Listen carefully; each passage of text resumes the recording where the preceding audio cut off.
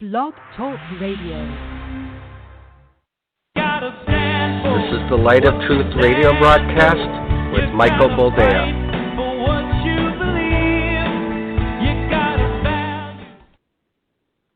All right, welcome to the program, and thank you for joining us. This is the Light of Truth radio broadcast. I am your host, Michael Boldea, and I am very pleased to welcome you to today's program. No, we are not live. The reason we are not live is that we had planned to be live last week. I came into the studio chomping at the bit because there was so much to talk about. And they were cutting up the sidewalk outside. And they were making noise that would have transferred over in such a way where you probably would have caught every third word. And I decided to let Gino play a recording. But here we are. And just to avoid a repeat of last week,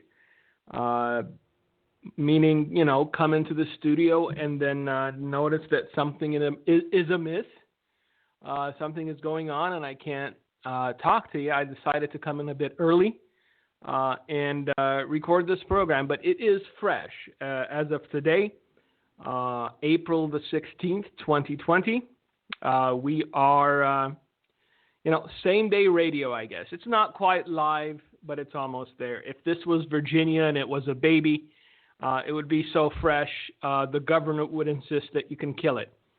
I know. Oh, what a horrible... Look, if you take offense at my words but don't take offense at the laws that were just passed in Virginia, then there's a really, really big problem, let's call it, with your moral compass. So don't even get me started. I'm frustrated to no end, and no, it's not because of mandatory quarantine. And by the way, it's not quite the right verbiage, is it? Because you don't quarantine healthy people. You quarantine the sick to keep them away from the healthy people. So this isn't a quarantine, mandatory or otherwise. This is something a little more nefarious, and by now we're seeing governors of certain states take liberties with their powers heretofore unseen. And we're going to get a little bit into that. I know, politics again. Well, guess what? It's affecting you, isn't it now? Because pretty soon they'll have people posted outside your front door, and they'll shoot you in the face if you come out in Michigan. Elections have consequences. I've been telling you this for years. Don't be lazy and don't be a stooge. Eyes as a serpent. Do what you can, but no. It's the end. It's not the end. That's the problem. If this was the end, God bless, good night. But we got a lot of mud to drudge through before the end, kids. And if you're taking this in a panicky fashion, then the next 10, 20 years aren't going to be pretty for you. Just so we're clear, just so we understand each other. Gino just mentioned before we got on the air that the Russians and the Chinese are pushing at the edges, trying to see if they can irk us. Well, of course they are, because they see that we're 300 and some odd million sissies. Vladimir, yes, Boris. Did you see what the Americans are doing? Everybody is in their house. They cannot go outside. They do not cut their hair. They smell. But what is happening there? Is it Ebola? No, it's a cough. It's a cough. Look, I understand. Yes, okay. People are dying, but they die from the flu as well. Have you noticed that in all the statistics, deaths from the flu have dropped precipitously? In every one of these graphs and charts that they trot out every other minute, have you noticed that nobody seems to be dying from the seasonal flu anymore? Everyone's dying from corona. And yet the numbers are on par with what would die during a yearly seasonal flu. I talked about this the last time I was with you. It was about 2 weeks ago, and now people are starting to realize it. You know what? I should hold off on the things I want to say for a month, and then I'll be on the cutting edge. Because if I say the things that I say when I say them, everybody thinks I'm a loon. Oh, you're just crazy. Why are you such a crazy Romanian? You have to empathize. I empathize with all the people that are going to starve to death. With all the people that are going to eat, a load of buckshot to the face because they've lost everything they've worked for and they can't stand to see their kids starving. We talked about this 2 weeks ago. If you think this is bad, wait till people start starving to death. 7 million during the Great Depression. Again, honestly, I'm going to hold off on the things I need to talk about for a month, and then, I'll be on the cutting edge, because by the time it all comes, rolling in,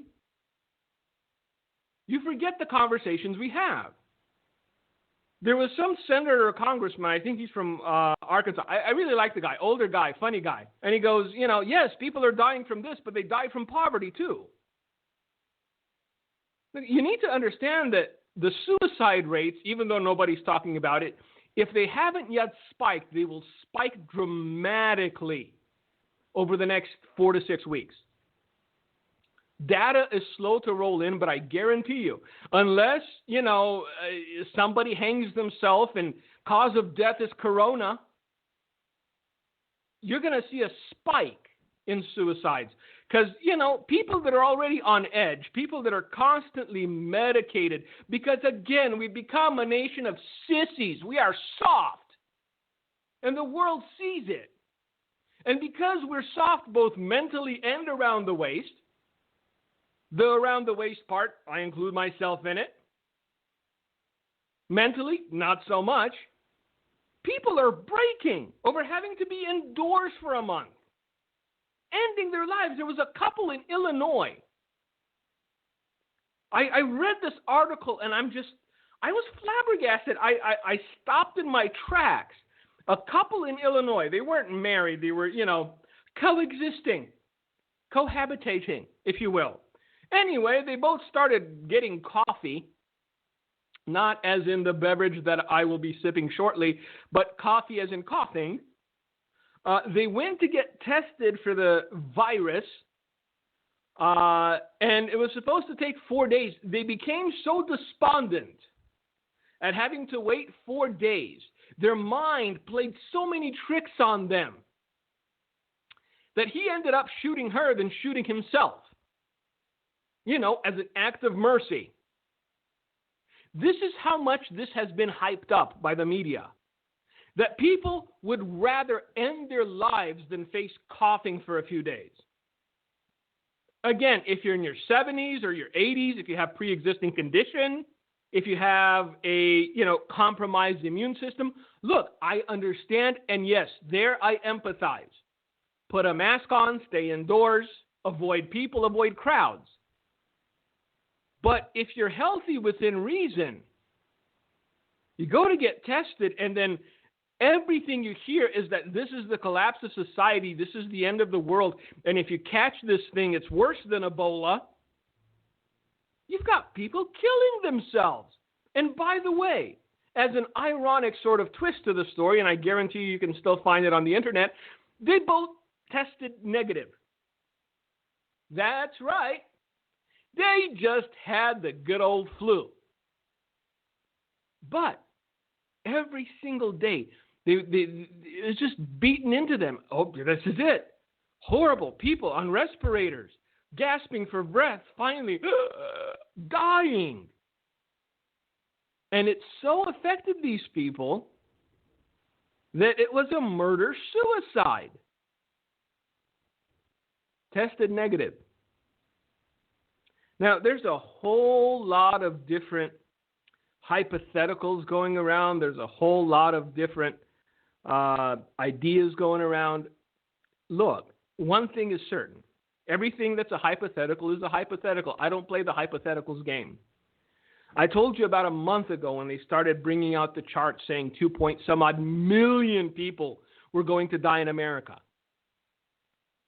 I told you, when that doesn't happen, when we're not going to get anywhere near 2 million people dying in America, somebody is going to have to be held to account. Somebody's going to have to pay for inciting panic in people. We're at what? 60-odd thousand. A little over what the seasonal flu brings down. And for this, we shut down the entire economy. I guarantee you the ripple effect of shutting down this economy for this long will be felt for years, if not decades, to come. And you know what? If you do contract corona, odds of perishing are less than 1%.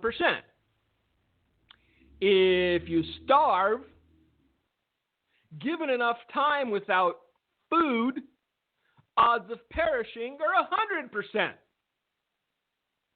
Another thought. I know I'm the man of deep thought today, but I'm so exceedingly annoyed that even believers, even people that I thought would have, a reasonable response to this, are just hyperventilating. Let's keep it shut down for 2 years. And then what?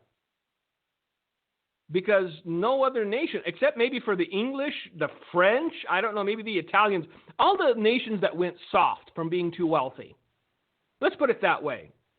Because of excess, because they've had it so long for so good, there's only a handful of nations that would even consider staying shut down for a year or 2 years. Because there's other nations that are already up and running. They're like, okay, so we'll wear a mask, we'll wash our hands more. I mean, if you're 80, go tell grandma not to go licking handrails. But we have to work, because if you don't work, then you don't eat. And I'm so sorry, if you don't eat, you don't live. So we're going to have this cascading ripple effect that will be felt and seen throughout this country for a very long time. Because somehow we got it into our heads that we can save everyone, including from themselves. You can't save everyone. You can mitigate, but you don't mitigate at the cost of causing more damage than having done nothing will do. See, when the disease becomes the better option than what we propose to be the cure is, then we really have to take a step back and analyze what we're doing. Right now, as it sits, yes, the cure, long-term, for more people, is more destructive than the disease is. I know a lot of people around here that think they had it back in December or in January. I think my wife had it, to be honest with you. At some point, because she started getting coffee, and yes, coffee as in coughing. Now, the kids had fevers for 2 days. They got over them. I was okay because, I'm a workhorse and very little affects me. But you cannot, everyone, not to participate in the labor force, healthy or not, because you're trying to save everyone. Because that's what it's... See, again, the narrative shifts. The story changes. Now it's become about saving everyone. Because when this all started, remember, we need to do this, they said, in order not to overwhelm the hospitals. Because if we overwhelm the hospitals, the medical system can collapse, and then it's very bad for a lot of people. Well, we did that. We mitigated. We stayed home. The curve got flattened. Less and less people were getting sick. And most people are going, okay, hospitals aren't overwhelmed. There's nurses and doctors posting TikTok videos of them dancing in empty hallways. If you haven't seen that, look for it. Believe me, there are a lot of things that just don't add up. And the human part of me, the decent part of me, doesn't want to believe what the skeptical part of me is thinking. Because we're not just shooting ourselves in the foot here by keeping the economy closed. We're cutting our throats. Some people will never come back from this through no fault of their own. And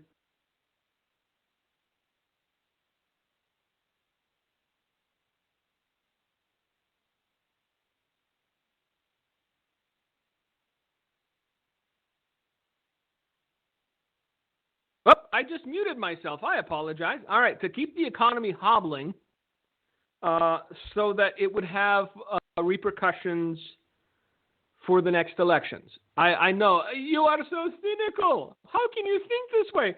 People are dying, indubitably, and they don't care. If you have not concluded that much, perhaps most, if not all, of the people in politics have absolute disdain for their constituency, for those that voted them into office, you haven't been looking. You haven't opened your eyes yet. Because to these people, to every bureaucrat, to every elected official, to every blowhard that's talking about, if we can save one life. Well, Governor Northam of Virginia could have saved a bunch of baby lives in the dead of night. He signed his post-birth abortion lunacy into law. So how do we elect? How do we choose what lives to save? Granny Annie at 95, who hasn't known her name since she was 82? Or a newborn baby? How many millions of dollars is Granny Annie's life worth at the ripe old age of 95? Where if you ask anyone that she's ever known, she's been praying for death since 82. Because if you start to do a little math and divide the 60-odd thousand people who have perished in these United States, some of them from corona, likely some of them not, but let's just say all 60,000 died of corona. And then you divide 60,000 by the number of, and yes, I know, oh, I can't believe you went there, Michael. Is it all about money to you? Money buys food. Food feeds people. Fed people don't die. Fed people don't riot. For the most part, fed people don't go to their neighbor's house, knock them over the head with a baseball bat, and raid their fridge. So yeah, kind of important to have a working economy with people who are getting paid. So all in, we're probably talking $8-10 trillion. We've already spent $4, like it was nobody's business. They're wanting to pump another $2 trillion with all the lost revenue. I'd peg it about $10 trillion all in. When this is said and done, when we're looking in the rear view, wondering why we allowed Don the homosexual Lemon and his chew toy Anderson the homosexual Cooper to just make us froth at the mouth and go nuts without using reason. When it's all said and done, I'm guessing about $10 trillion. Now, when it's also all said and done, I think we're going to be looking at less than 100,000 people perished. Not all of them will have perished from corona, I guarantee you. Realistic numbers, real numbers, are going to be much, much less if you don't add pre-existing conditions into the mix. People that died specifically from this thing. Not people that would have died from the flu just as readily as they died from corona, okay? It's probably going to be in the hundreds. So you divide the number of legal tender that was spent, 10 trillion, by the number of people who perished, and let's call it 100,000. Round it up. We're at 60 some odd thousand now. Round it up to 100,000. Someone with more time, because most of you have free time now. Anyone with free time on their hands, please do the math for me. And we'll discuss it during the next week's program. But I guarantee you it's somewhere in the neighborhood of $10 million. $10 million per life.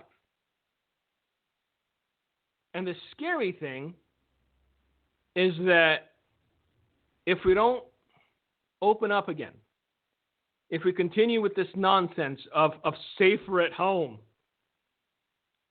of lockdown, of whatever you want to call it, it's going to get worse and worse and worse. And when you start seeing kids starving to death, then it'll come home to roost. Then you'll realize some fundamental truths. Because we talked about this, 3 weeks ago? And then as of a few days ago, I started seeing pictures of cars lining up to get free food. Food banks are running low. There's mile-long lines in pretty much every major city. And this is just the beginning. This is with people getting the $1,200. It's $1,200. How far will that take you? Because there's some people, send me the free money. It's not free, though. Especially if you have kids and grandkids. They will pay for your mistake. But let's get into a couple of stories. I know, not about this. Tell us about something that the future holds. The future holds devastation, starvation, genocide, war, earthquakes, pestilences. We good? How many times can we retread the same soil again? We know what the future holds. The Bible tells us what the future holds. And yes, I know there's that mindset. Well, if we already know what's going to happen, then why bother doing anything about it?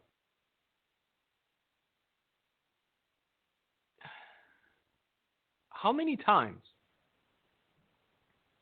have the saints of God, persevering in prayer and faith, changed the heart of God or changed the mind of God or allowed God or compelled God, not forced, but got his attention to the point that he tarried in his judgment? Go through the Bible and see how powerfully prayer affects the heart of God. And how God, oftentimes, having decided upon a thing, will go back on his own word because his servants, his creation, his sons and his daughters cried out to him. So I do not believe that indifference is an option. I can't. And in order for us to be effective, we need to understand, first and foremost, what's happening. Second of all, what we're talking about. Because, man, I stopped. I stopped going on Facebook. I stopped reading emails. I stopped doing anything, especially last week being Easter. And I know, please don't stop. I've gotten enough of the emails. It's Ishtar. Why are you celebrating? Okay, Passover. Are you happy? Is this an argument that we're going to have every single year? Is it? That's why I went dark. Because I'm tired of these nonsensical arguments that go nowhere. Like the argument, if you call him Jesus, it doesn't count. Because you have to call him Yeshua. Really? God's that petty.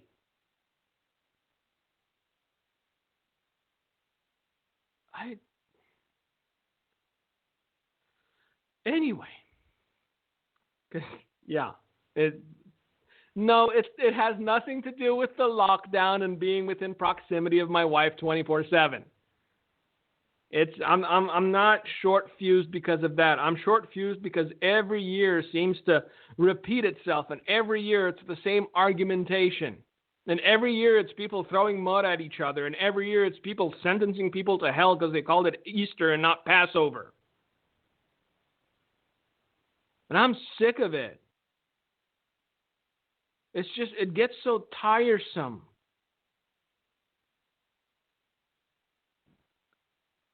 But anyway,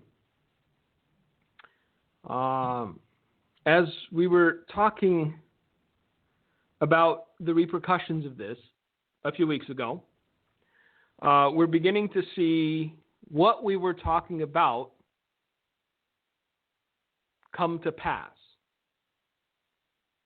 Because the ranks of the unemployed have now swelled by millions. This is important. This is relevant.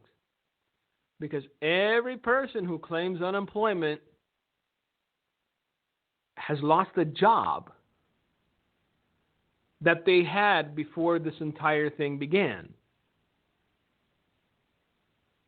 We had the lowest jobless rate in the history of these United States less than a month and a half ago. And just of last week, the ranks of the unemployed have swelled by millions. New applications for unemployment hit 5.245 million in the week ended April 11th, Labor Department data showed Thursday. Economists had forecast around 5 million claims. Last week's initially reported total of 6.6 million was revised up slightly to 6.61 million. For the March 28th week, 6.9 million workers filed claims. The week before, 3.3 million. The new report, you got to listen to this number and contextualize it vis-a-vis how many people are dying from this thing. Because if this keeps on for longer than it should, all of these millions of people are going to get desperate. And desperate people are dangerous people. For the March 28th week, 6.9 million workers filed claims, like I said. Now, the new report brings the total of jobs lost to the coronavirus crisis. It wasn't to the coronavirus. The jobs were lost due to implementation of governmental overreach. And I need to make something perfectly clear because I've gotten emails from you. What do you think about your guy now? There hasn't been a federal stay-at-home order. Every one of the people that can't go outside, that can't plant their tomato garden. Have you heard this in Michigan? We're going to get into Michigan in a little bit. There's people that want to go to the store and buy seeds because, they got a little free time. They're not working. They finished Cloroxing down their driveway. So, they twiddled their thumbs. They thought, hey, I'm going to go to the store because maybe it's a good time to start that vegetable garden I've been talking about for the last 17 years. Seeing as some people couldn't find what they were looking for at the store, it'd be good to have a few veggies on hand. So they go to the store trying to buy some seeds, only to be told by Governor Gretchen Whitmer, 9! You are only allowed to purchase the things that we consider essential. Now, there are horror stories coming out of Michigan where people tried to go buy car seats for their kids because they had a new baby. And the baby needed a car seat. And they go into their local store, happy that the child is healthy, the mother is healthy, waiting at the hospital to be picked up. only to be told it is not an essential item. You cannot purchase a car seat for your child. But it's against the law to have a child, on your lap or holding it in your arms while driving. The hospital will not let you remove a baby from hospital premises until a nurse comes and sees that you have a car seat. Do you understand the level of stupid that has been elected to higher office in this country? Because now I'm just angry. And I know, I'm going to write a message. Go ahead. It affects me just about as much as what the weather is in Australia. Because I don't have to be accountable to anyone but to God. That's the beauty of what I do. So, that's happening in Michigan. And every state that's really, tightening the screws, as it were, the screws are being tightened by the governors. There has been no federal mandate. And they really, really wanted Trump to come out and, declare something to federalize the shutdown, the lock-in, the stay-at-home, the lockdown, whatever you want to call it. But he said, no, it's a state issue. And so you have states that are fining people for going to sit in their cars and listen to a sermon over a loudspeaker on Easter Sunday. He said, Easter again. Yes, I did. I apologize. Passover Sunday. Does that make you feel better? And every state with elected officials that are now acting as though they're little totalitarian lords and ladies. When this is all over, all of these people need to be called on the carpet because it will be over. I understand there are some ne'er-do-wells that never want to see this end, that think they're going to get a check from the government every 2 weeks for the rest of their life. It's not going to happen. This will end. We're going to get through it.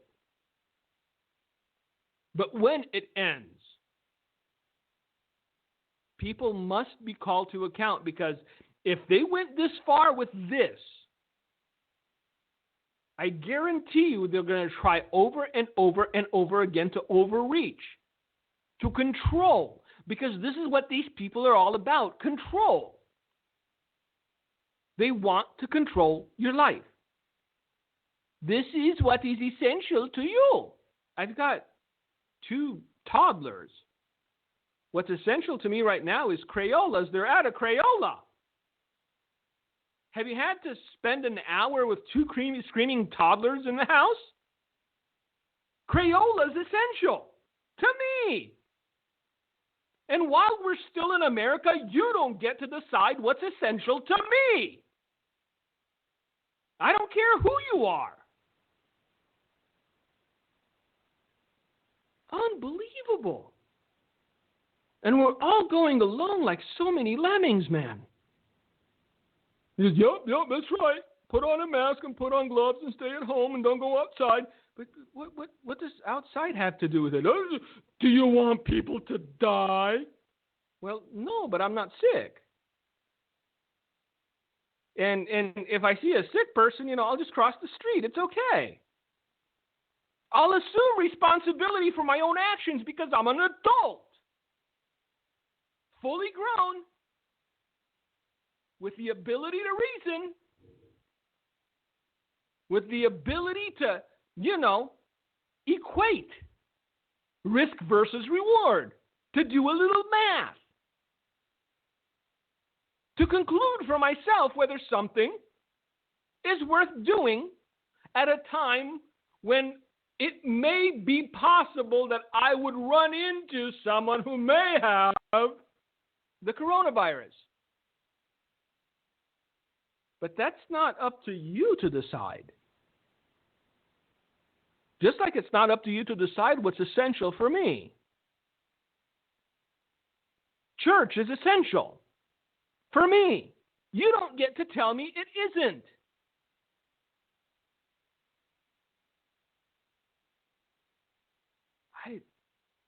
the more time passes, the more ways I see how a revolution can come about in this country. Because we've let this cat out of the bag. That's it. People understand that they can use fear as a cudgel to keep you in line. But even that, and again, I was talking to Gino earlier, and I'm like, man, I'm proud of Michigan. Because yesterday was the straw that broke the camel's back, and they were out in force. And there's even sheriffs in Michigan that are pushing back. 4 Michigan sheriffs said that they would not enforce Governor Gretchen Whitmer's edicts. You know what? God bless those sheriffs. Because the edicts are unconstitutional. Just like, who was it? It was the guy from New Jersey who tried to be a carbon copy of Gretchen Whitmer. And he was interviewed last night on a talk show, and he said, I wasn't even thinking about the Bill of Rights when I gave my stay-at-home order. But you're an elected official, and you swore to uphold the Constitution of these United States. The Bill of Rights, it's kind of a big deal. I'm an immigrant, and I know the Bill of Rights is kind of a big deal.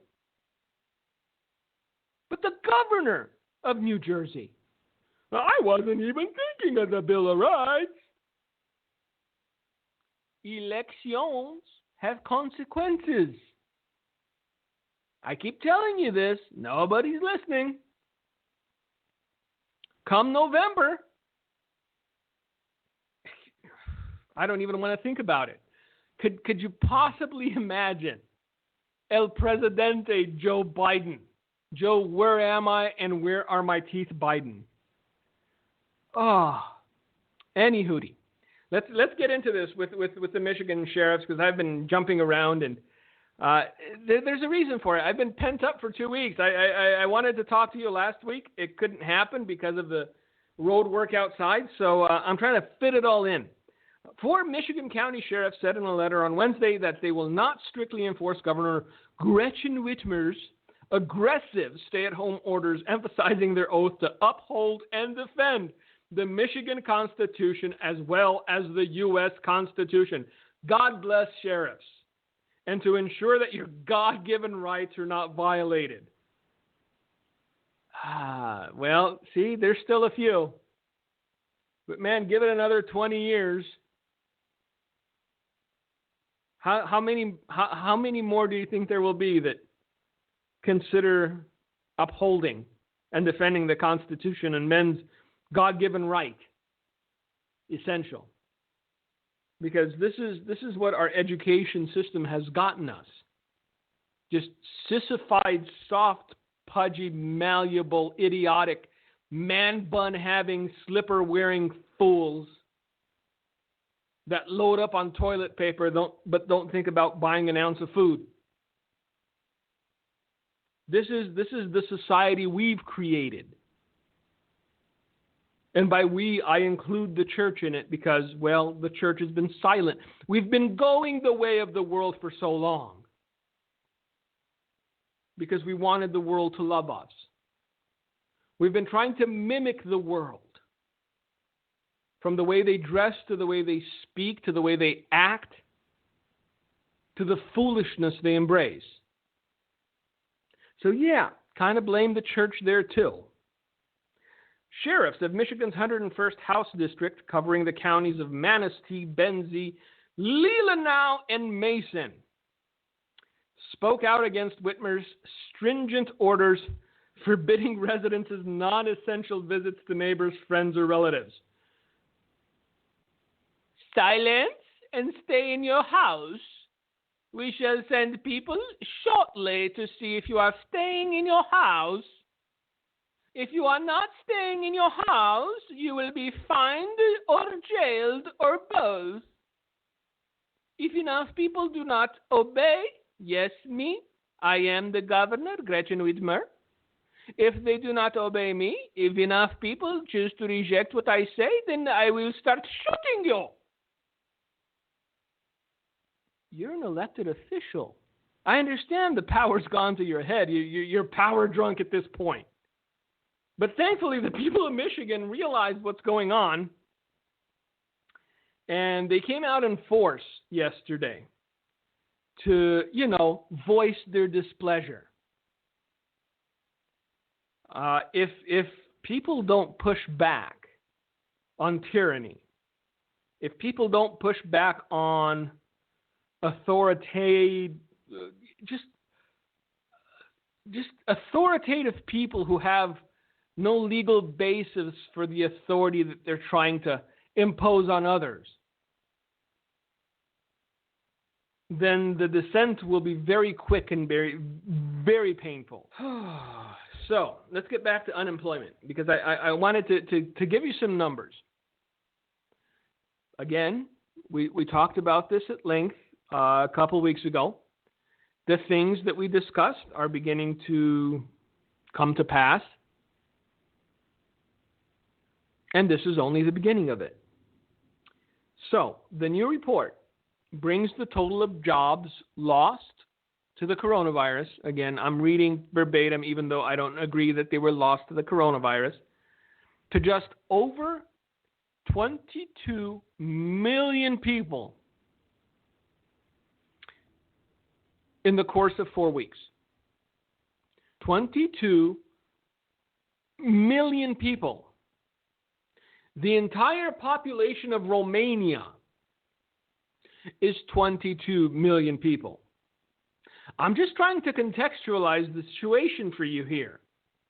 And you know what? If we keep this shut down another month, that 22 is going to turn to 30. And 30 million people is almost 10% of the population as a whole. I'm not talking about people who had jobs or who worked, because there was only, 140, 130 million working people. What are all those people going to do? Because you can't have a moratorium on mortgage payments forever. You can't have a moratorium on rent forever. You can't ask people to sit in their homes and do nothing forever. So something has to give. Now, from one humble man's perspective, we've done what we set out to do. We've flattened the curve and the hospitals were not overwhelmed. Is it not time, perhaps, using all precautionary measures, like, washing our dirty hands, to open up the economy again? Before we have 40 million unemployed or 50 million unemployed? Before we start having soup lines like in the 30s? In the 20s? Before we start using ketchup and hot water to make soup?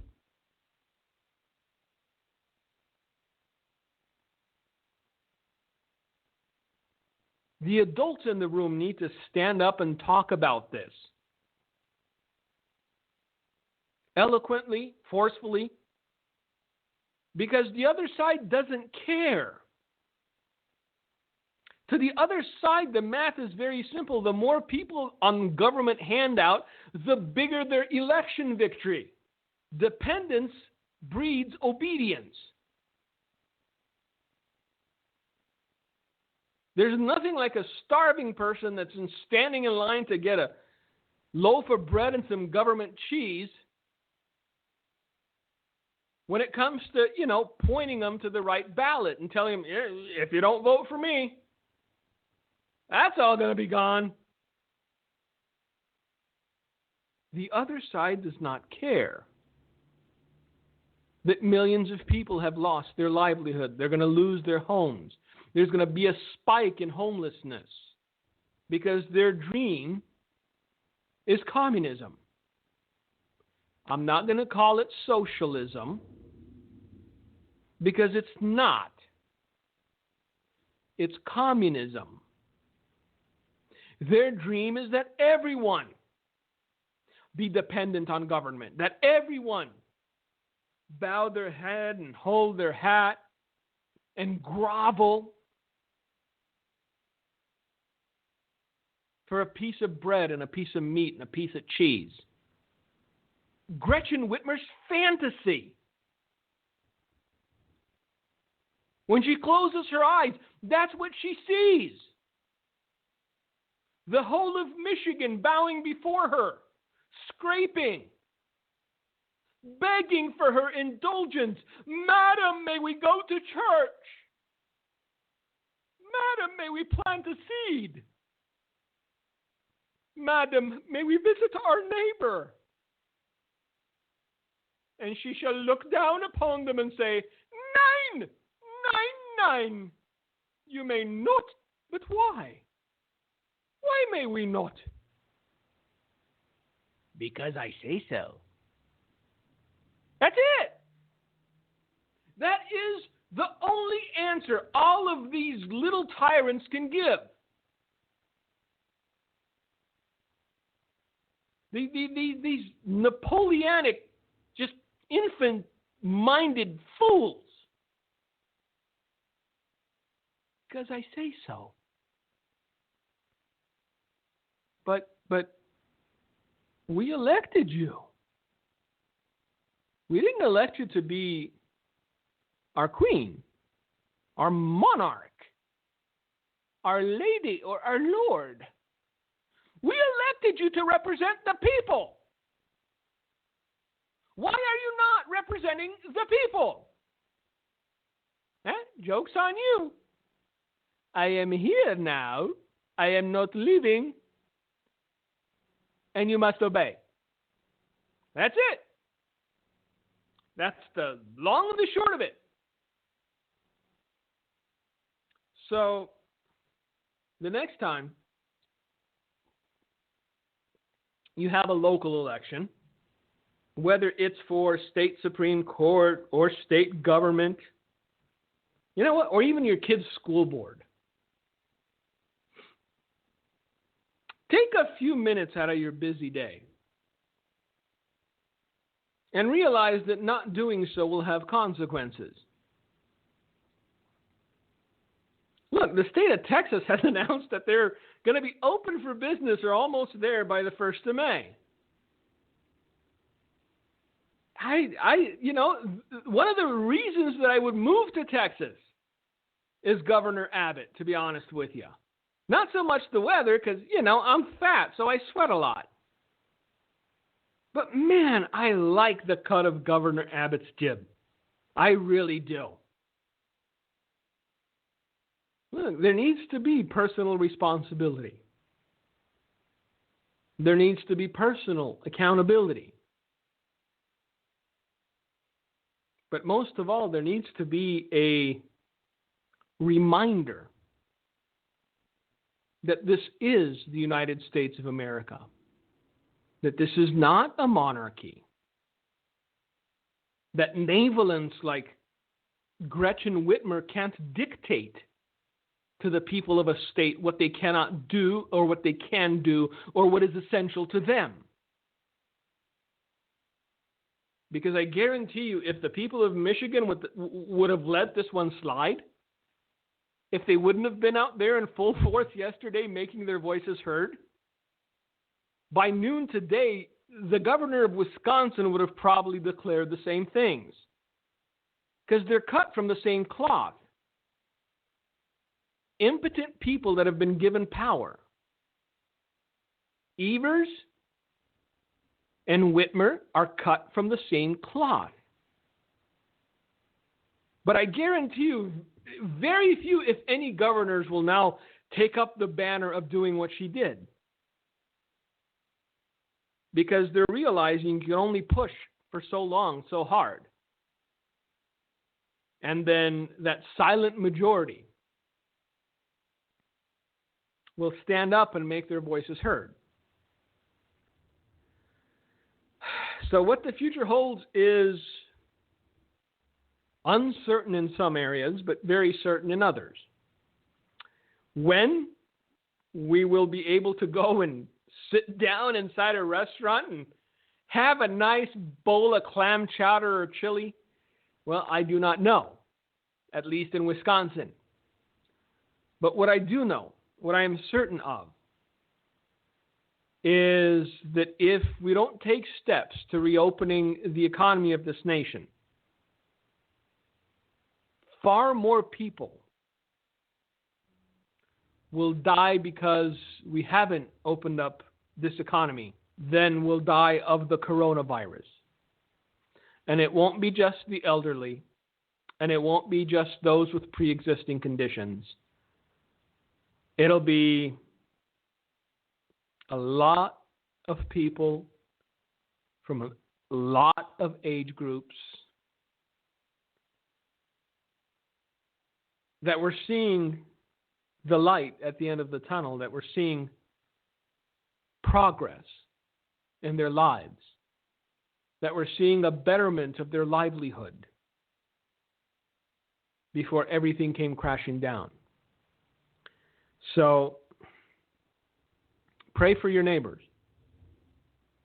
Pray for your town. Pray for your friends. If you're able to do it and you know someone that's hurting, reach out and help. Because we weren't called to hoard things, whether those things are food or toilet paper. We were called to be the hands and feet of Christ. We were called to exhibit love. We were called to be selfless. And in a world growing exceedingly selfish, selflessness is one of those virtues that just stands out. So know that you are in my prayers. Lord willing, we will be with you again next week. I don't know if it'll be live because last week I got so burnt because I had a list of things I'd actually prepared, believe it or not. Last week was one of the few times that I actually prepared because there was just so much to cover. And then they were cutting up the sidewalk outside and they wouldn't finish. So we will see how we go about it next week, but we'll be here. Because let's face it, where else are we going to go? We're on lockdown. Anyway, may God bless you. May God keep you. I'm going to give Gino an extra couple minutes to talk because I know he wasn't with you last week either. So, Gino, the floor is yours if you've got anything to say. Hey, thank you, Mike. Just a couple things. One, Mike made a good comment. You know, Evers is cut from the same cloth, the governor of Wisconsin, and they want to extend in our state another month of this lockdown, which would bring, and if this happened in most of the country, it would bring the unemployment rate to over 30 million. And you are getting close to depression level type figures at that. So I totally agree with what Mike said today. You know, there's a mentality out there, especially like with the governor of Michigan, to usurp authority so much past the Bill of Rights and our Constitution. And it's a microcosm and it's a beginning point of seeing how revolution could happen in America. And as Brother Dimitri Duduman said, and I urge you, go to our website, handofhelp.com, check out the dreams and visions from God. They read literally like today's newspaper right now. God showed Dimitri there would be internal revolution in America. And though that was, people were skeptics about that for many years, now you can see the writing on the wall. It could easily happen. And the things that we thought would never happen in 2020, nobody probably went into the new year thinking, oh, by April we'll be in complete lockdown and our economy will be in nosedive. And now we're there. So it's an era where you can start thinking the unthinkable may happen. The unthinkable can happen in our country. And the church has been very silent over a lot of issues. Whether it comes to elections, to vote for decent people, 30%, 20, 30% of the church don't even show up to vote. When it comes to a governor like Northam, who claims to be a Baptist in Virginia, under the cover of this whole lockdown, passes an infanticide law, yet he goes to a Baptist church. And, this is just to God, it's a stench. And it's no accident that in the midst of this virus, we have tornadoes and storms, and because God is trying to wake America up. And sadly, there's a scripture in Jeremiah, very haunting, that says, I would have healed Babylon, but she would not be healed. And that's the sad epitaph one day that could be over America, that God tried to wake America up, the so-called Christian country that has gay marriage and gay parades and a disdain in our colleges for the Word of God and the Lord through many liberal assaults against the Bible, assaults in our courthouses against putting a Ten Commandments in the rotunda, like happened in Alabama, an assault against Christians who want to pray in high school, an assault against the preborn that are at the Holocaust claimed millions of lives. The Holocaust of abortion has claimed almost 60 million lives. And so, like Mike said, and my prayer is that we wake up and listen to God's warnings and respond to them. Thank you so much for listening to The Light of Truth. God bless you and have a great day in the Lord. This is The Light.